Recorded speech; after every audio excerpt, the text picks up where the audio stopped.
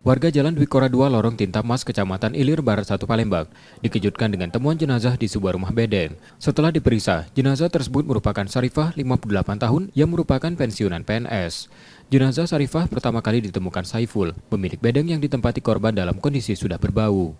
Ia menerangkan, awalnya ia mendatangi korban ke bedeng karena menerima telepon dari keluarganya di Medan yang sulit menghubungi ponsel korban. Ia juga sempat menggedor pintu bedeng dan ditemui tetangganya itu sudah tak bernyawa di ruangan depan.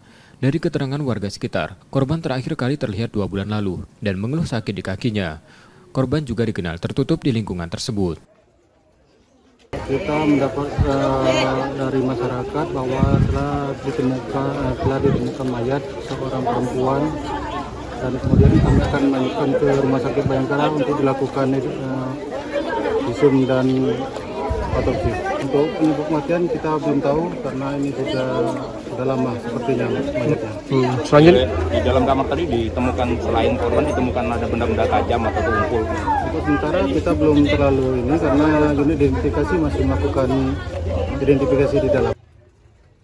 Korban kemudian dibawa polisi ke Rumah Sakit Bayangkara Palembang untuk dilakukan pemeriksaan untuk mengetahui penyebab kematiannya.